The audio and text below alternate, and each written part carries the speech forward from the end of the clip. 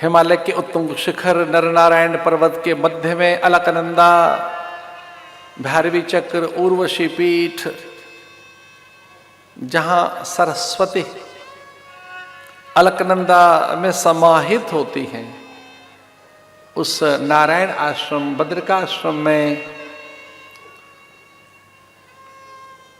कुबेर पुत्रों को कुछ चेष्टाएं करते हुए देखकर नारद ने उन्हें चेताया था।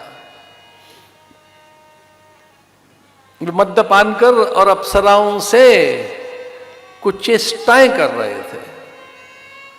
समूह में बैठे तो कैसे बैठे? महापुरुषों के पास, भद्रजनों के पास, छोटे बालकों के पास ये शिष्टाचार, कोई लोकाचार, सभ्याचार, कुलाचार जन्मना भी रहता है, कई बार तप से रहता है, विद्या से आता है, संग से आता है, संकल्प से आता है।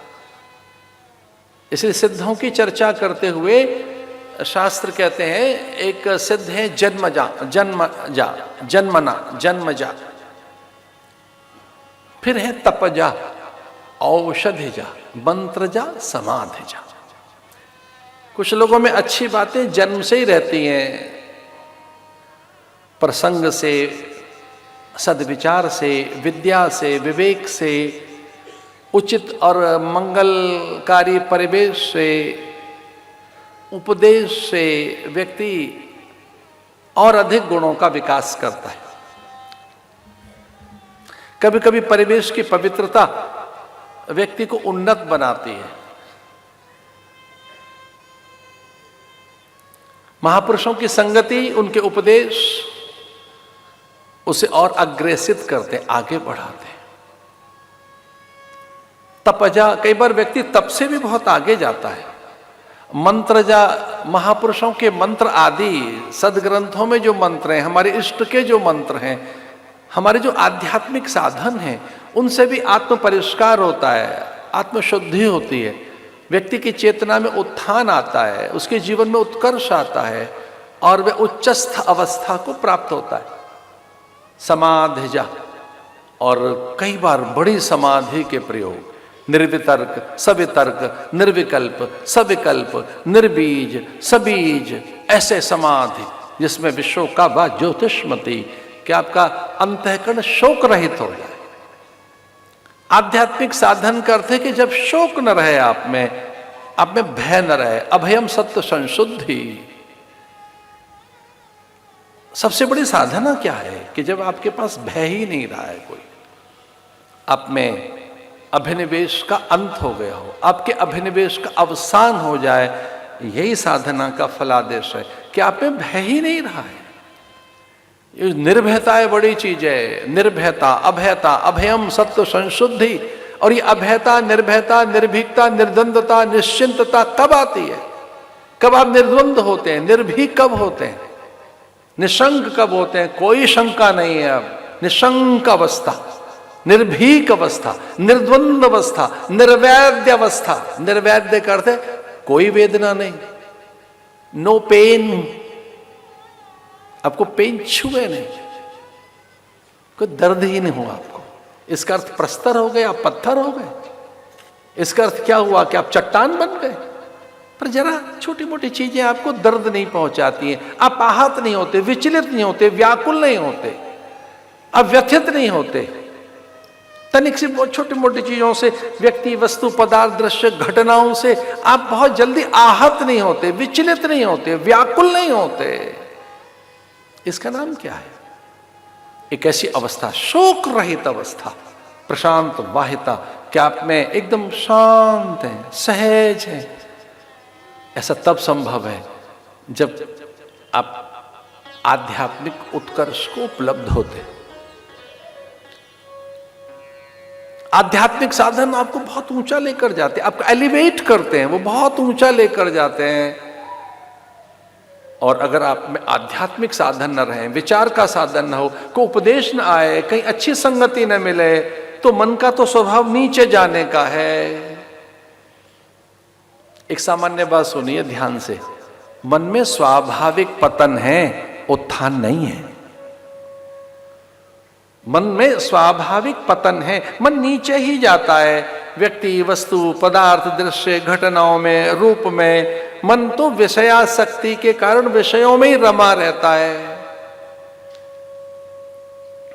उसमें निरंतर पतन है, निरंतर क्षरण है, निरंतर।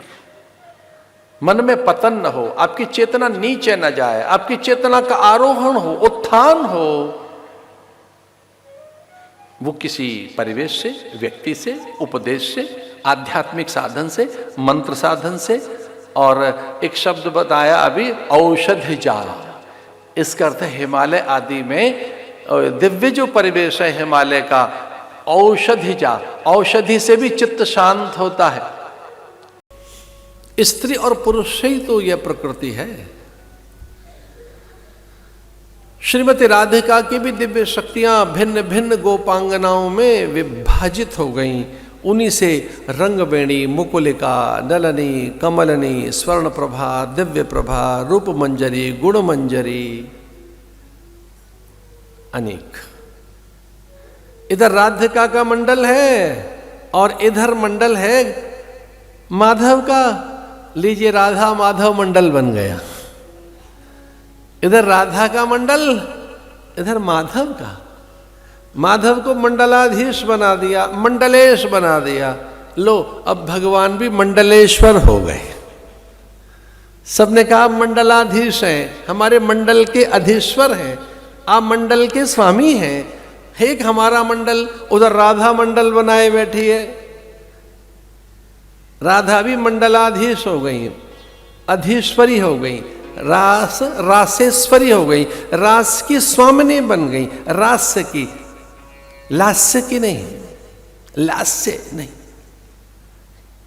हास्य की नहीं, रति की नहीं, रस की। इसलिए महापुरुषों ने कहा है कोई एक रस है जो सबसे बड़ा है, और वह है ब्रह्म रस, ईश्वर का रस। रसो व सह। प्रस्थानत्रयी का अभ्यास करने वाले महापुरुष ये रोज ही विचार करते हैं। प्रस्थानत्रयी करते हैं गीता, ब्रह्म सूत्र और उपनिषद। तो ब्रह्म सूत्र, गीता और उपनिषदों का पारायण, पाठ और श्रवण करने वाले साधक प्रायस का स्मरण करते हैं। रसो व सह, वो रस रूप है। अगर उसमें कोई रस न होता, माधुर्य न होता, पूर्णता, मुग्धता न होती, तो भले ही कैसा ब्रह्म होता। इतना रूखा सूखा ब्रह्म लेके करेंगे भी क्या, कि जिसमें रस ही नहीं है, आमोद विनोद प्रमोद ही नहीं है, और इसमें उल्लास नहीं है, तो ऐसा भी भगवान क्या। इतना रूखा सूखा कि किसी चौथे, पांचवें, छठे, सातवें, आठवें पता नहीं कौन से आसमान पे अटका है, कहीं किसी आसमान में अटका है। हाँ, आदर अनादर नहीं है किसी का, पर कुछ लोग ऐसा कहते हैं किसी एक आसमान में कहीं बैठा है। कहाँ, पता नहीं कहाँ है, कहीं वो दिखता नहीं है। यहां तो दोनों धाराएं, निर्गुण धारा, सगुण धारा।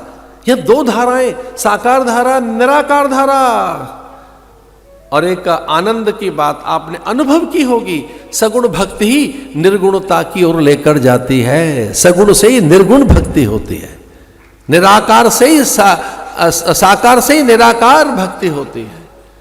आपका वो स्वामी फिर सर्वत्र दिखाई देने लगता है। तो इधर रासेश्वरी रम्या, रामाच परमात्मना, ईश्वर स्वयं रास रूप में, रस रूप में, नृत्य के रूप में, आनंद के रूप में इधर आ गया। तो मैं ऐसे एक निवेदन कर रहा था कि हमारी संस्कृति में परमात्मा इतना रूखा सूखा नहीं है, उसे रास भी करना आता है, और रस रूप है।